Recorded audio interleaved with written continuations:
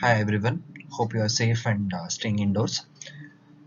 Welcome to the fourth unit of World Wide Web programming.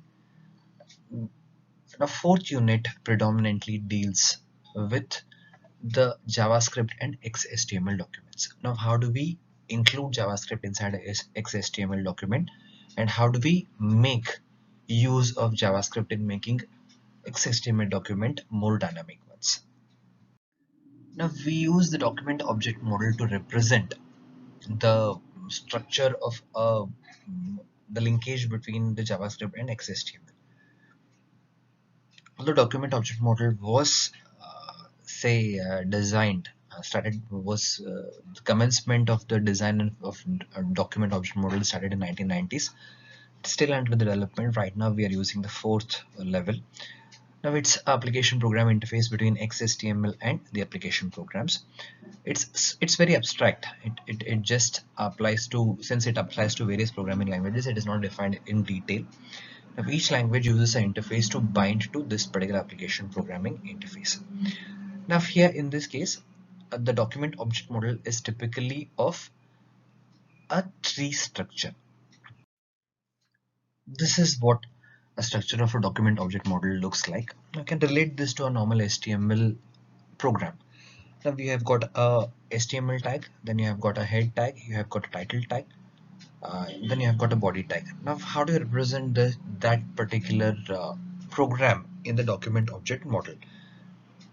So you have got a document, then the root element is HTML, and then under the root element you have got sub elements like head and body. Now under the head you have got title, and then what is the text inside the title can be represented like this here. Now consider this body. Now inside the body you can use an anchor tag or you can use a highlighter tag. Then for the anchor tag, represent the attribute and also represent the text which represents the anchor tag. Now here in this case, here the for the element h1, whatever the title you have given inside the h1 tag. So that is how we represent a document object model. Now using the document object model, we are going to learn how to access the different controls inside the HTML document or XHTML document. Now consider this very simple program. Now we have got a HTML tag, then you have got head, title, and then the body specified over here. Now we have got a form.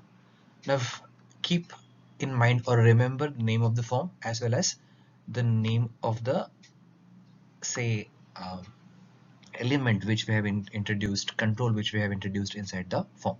So name of the form is my form, and then name of the button, the control which we have introduced inside this particular program is B1. Now my form and then B1. Now end of the form tag, end of the body tag, and then end of the HTML tag. The main objective here is to access those controls which we have specified. Now here in this case, have a look at this particular code. Now what was the name of the form that we had specified? It was my form. The name of the button was B1. So how do you access programmatically? How do you access the graphical user interfaces? You can just click on that particular thing. But how do you access a button using programmatically? Using the program. Now document.myform.b1. My form is the name of the form that we have given in the code, and also b1 is the name of the button. So that will be stored over here. But however, this method sometimes is useful, sometimes is not useful. So it's always a good option to have a alternate option for this particular thing. So alternatively, what we can do is you can use this particular thing. So there is a method which is called as get element by ID.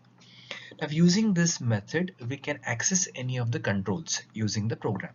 Now what is the control we want to access here? The button. What is the name of the control? That is the name of the button. It is B1.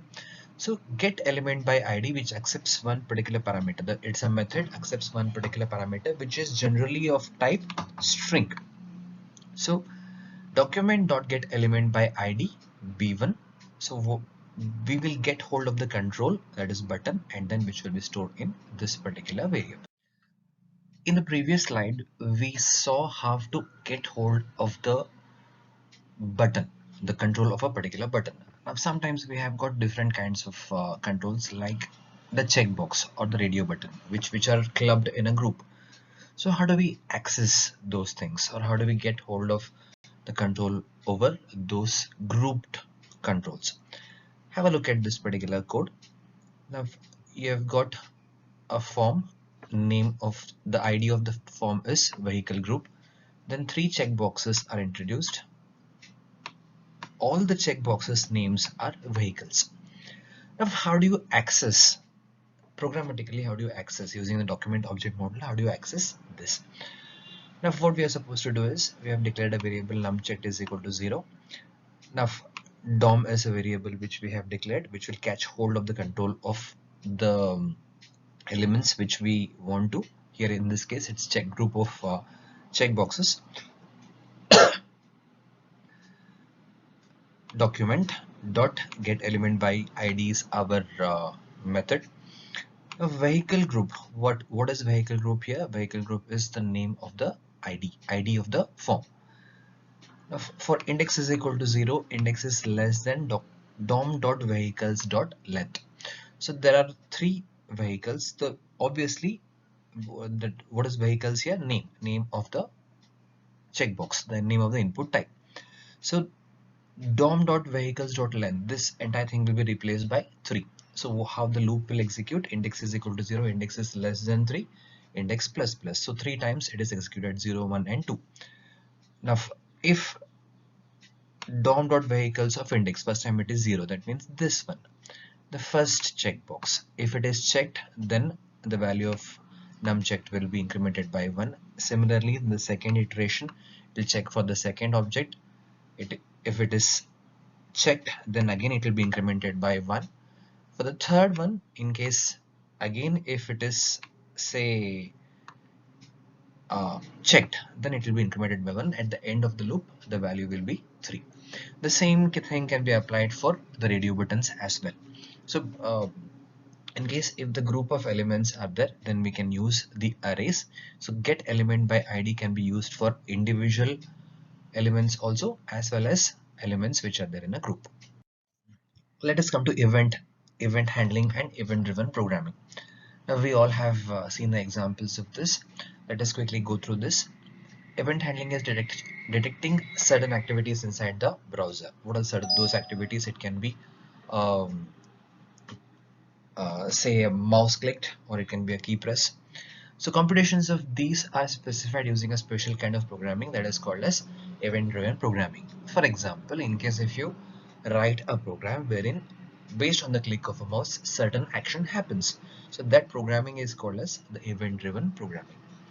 So how do we define the basic elements or basic notations? First one is obviously the event, notification of something happening in the browser because of activities like mouse movements and key presses.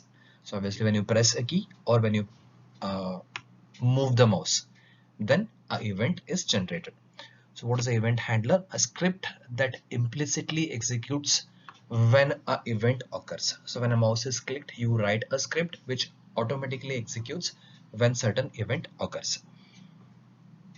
What is the process of registration? It's the process of connecting event handler to an event. For example, if you write a code saying that when a mouse is clicked, then this should happen. So that is called as the process of registration.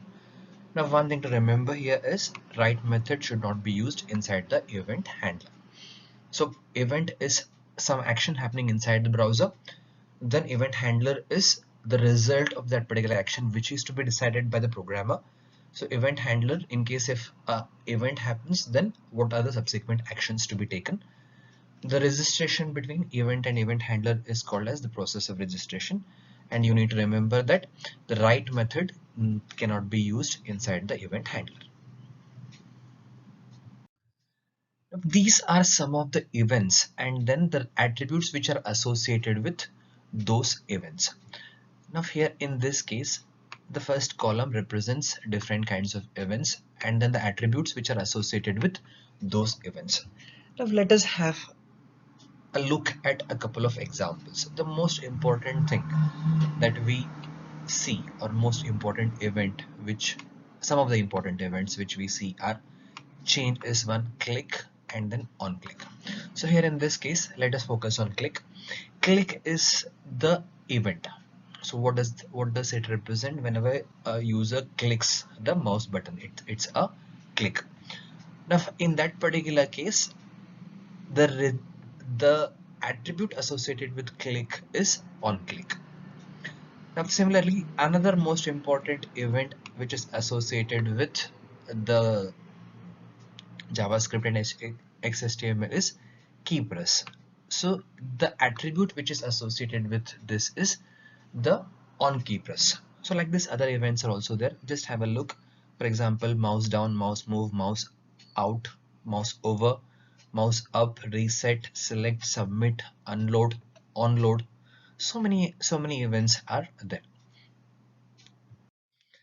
Now this slide shows you the attributes and where they can be used. For example, in the previous slide we saw that click is an event and the attribute associated with that particular event is on click. Now that particular attribute on click, where all we can use the on click attribute can be used within these two tags, which are those, the anchor tag as well as the input tag. So what happens if we use inside the anchor tag, user clicks on the link. When user clicks on the anchor link, then this particular attribute gets executed. Inside the input tag, using input tag we include so many controls. So when the control is clicked, then this particular attribute gets activated. Similarly, other methods are also there. You can see on focus, on key down, on key press, on key up, on load, etc., and then where they are used, the scope where they can be used. In continuation with the previous slide, these are some of the other attributes which can be used and then where they are used. For example, on move, on mouse down, on mouse move, on mouse out. Now they can be used in most of the elements. On reset can be used in form, on select can be used in input tag. You can just have a look at the things and then what is the description of those events. What we are concerned as far as our scope is concerned, we are mainly concerned on click and then on the. Here is an example. Now here in this case, look at the first example. We have included a button. The idea of the button is B1 on click. Now as we saw in the previous example, the on click attribute can be used inside the input tag. So we have used that inside the input tag and we have included a alert function. So what this does is, what happens here is a event happens. What is the event that is happening here? User clicks on the button. When the user clicks on the button, then an alert message is sounded or displayed to the user. You have clicked up a particular button. Now in the second example, we have included button B2 and then on click function F1. We need to include a function here. So when user clicks particular button, that is B2, then this particular function gets executed. So this is one of the best examples or simple examples of event-driven programming, wherein an event happens and then based on that particular event we use certain attributes. On click is attribute which we have used here, and using those attributes we perform certain actions. So in the first example here, in this case we have used on click to just alert the user saying that what you have clicked a particular button. And here in this particular case, what we have done, we are calling a particular function based on the mouse click.